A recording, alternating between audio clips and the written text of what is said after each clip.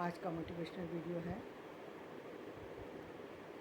आदिकाल, मध्यकाल और वर्तमान काल, या फिर हम इसे ये कह सकते हैं आज 2025 का समय और एक वो समय जो कि जिसको हम कह सकते हैं 1700 से लेकर के 2000 तक का समय, या फिर हम कहें 1900 से लेकर 2000 तक का समय और फिर उससे पीछे का समय।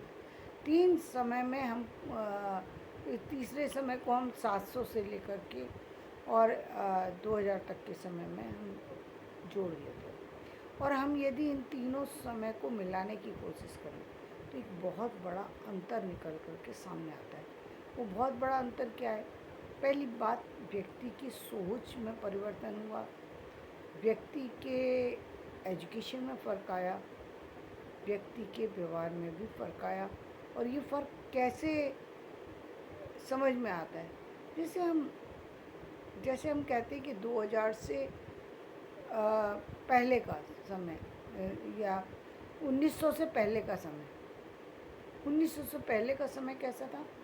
जहाँ पर लोग जो है वो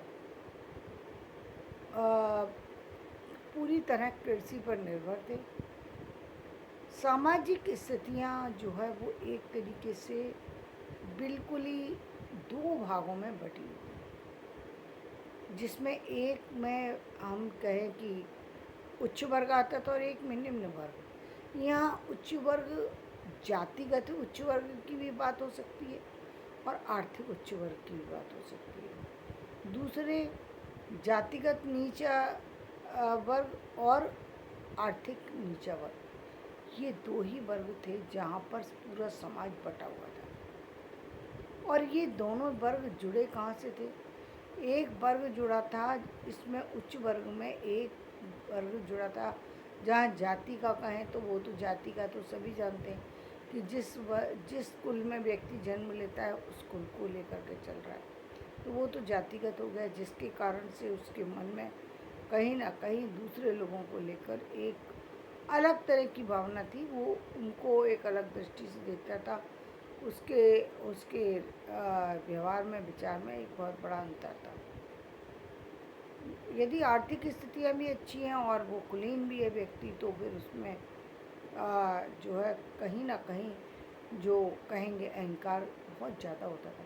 आज भी वर्तमान में भी आप देख सकते हैं, जो व्यक्ति आर्थिक रूप से संपन्न है, जो व्यक्ति पारिवारिक रूप से, जातिगत रूप से भी अच्छा है, निश्चित रूप से कहीं ना कहीं उसके लिए ये एक विषय जो है एक गर्व का विषय होता है।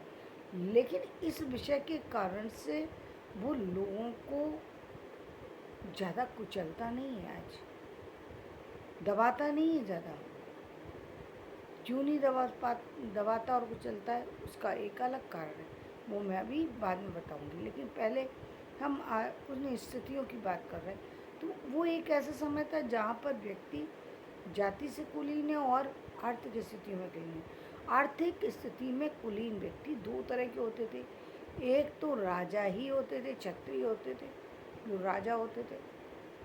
दूसरे वो व्यक्ति होते थे जो व्यापार कर रहे होते थे, जो व्यापार पर आश्रित थे। और व्यापार वाला व्यक्ति हमेशा अपने आप में किसी से अपने आप को कम नहीं आंकता, क्योंकि उसकी आर्थिक स्थितियाँ बहुत मजबूत है। राजा की आर्थिक स्थितियाँ प्रजा पर निर्भर थी, लेकिन प्रजा, उस समय की प्रजा की बात कर रहे हैं हम, जहाँ प्रजा को कुछ पता ही नहीं था जिंदगी का। भारतेंदु जी लिखते हैं, जब उस समय की के अंधेर नगरी और चौपट राजा, ये कब लिखा गया है जी? ये लिखा गया है 1885 के बाद। तो समझिए कि उस समय की स्थिति समाज की कैसी थी, जहाँ की व्यक्ति जो है बिल्कुल उसको कुछ पता ही नहीं है ज़िंदगी का। पता ना होने का प्रमाण ये कि जब जो एलिजाबेथ ने जब हमारे भारत पर जो ईस्ट इंडिया कंपनी को लेकर के आई, तो उन्होंने यहाँ पर अपनी कंपनी की जो स्थापना की, वो बिना पैसे के ही ज़मीन उन्होंने ग्रहण की। यानी सबसे पहला अधिकार व्यक्ति का को समस्या कहाँ आती है? मकान बनाने की सबसे बड़ी समस्या या किसी भी चीज़ को बनाने की सबसे बड़ी समस्या क्या होती है? ज़मीन।